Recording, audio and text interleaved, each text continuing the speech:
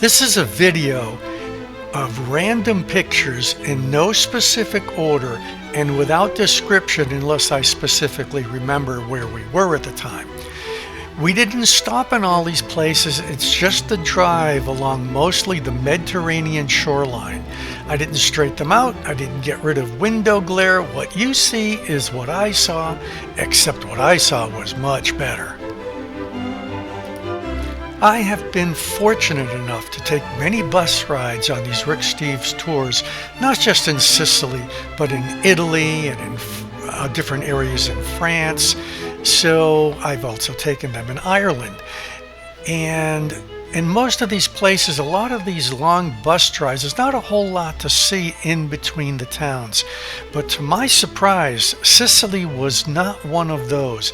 There was plenty to see along the drives. From individual people's houses as you drove through the towns and villages, to little squares, to even the roundabouts, or whatever they call them out there.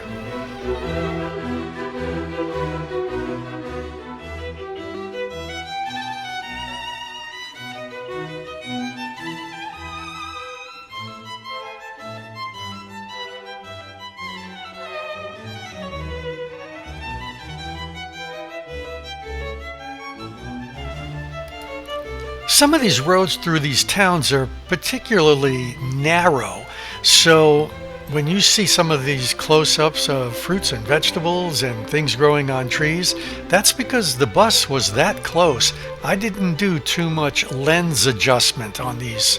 You have to just point and click. These were just miniature reproductions at a fueling station of the Valley of the Temple structures that we were going to see.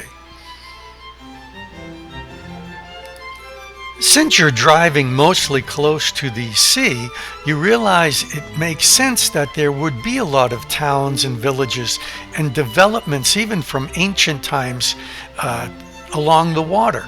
Since the main source of power both then and now in the Mediterranean has been ocean related, fishing, farming, trade, you just realize its proximity to the water was crucial, and it basically still is, just like the salt beds in Trapani.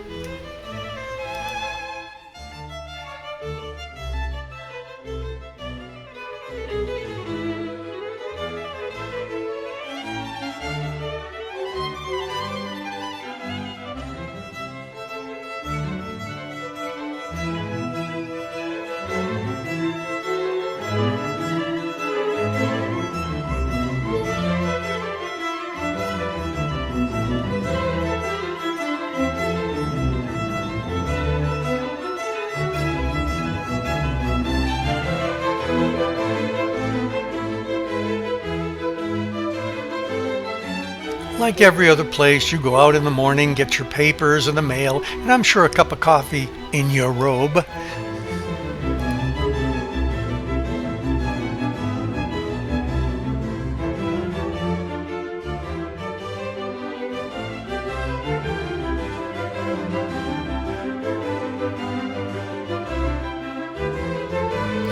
Sicily was known in ancient times as Rome's breadbasket. And as you drive along the roads here, you still see farmers who for thousands of years have been tending sheep, cows, their olive trees, their wine vineyards. And it's absolutely amazing to think that some of these families have probably been here that long.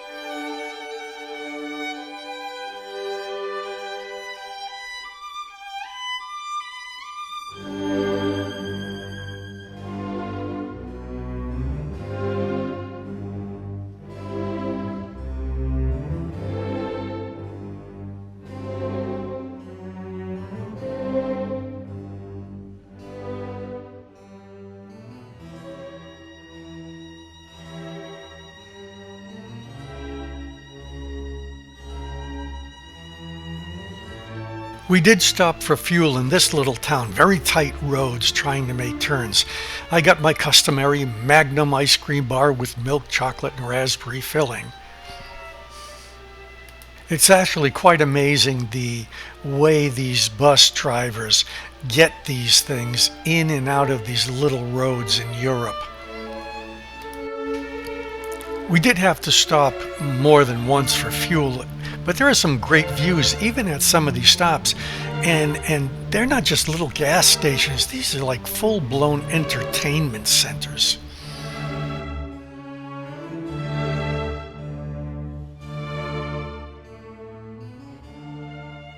The tour actually starts in Palermo and you hit Montreal, and then you get to hit the hill town of Iris, the temple and the theater in Segesta. You get to go to the town and the salt beds of Trapani. We drive to the Valley of the Temples in Agrigento. You spend a few nights in Syracuse. We get to climb Mount Etna. And you end the tour in Catania. And there are videos for each one of those stops.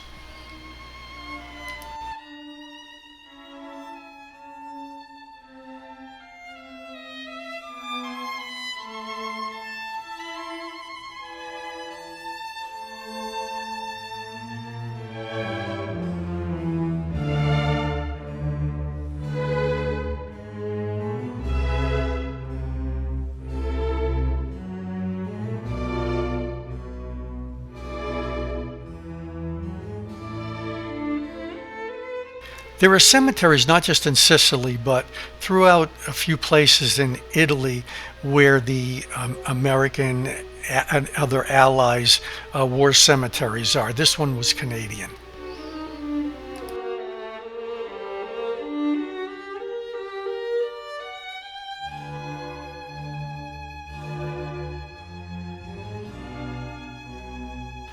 This is the little town at the foot of Mount Etna as we were heading in that direction. I just remember because of the nun walking on the sidewalk.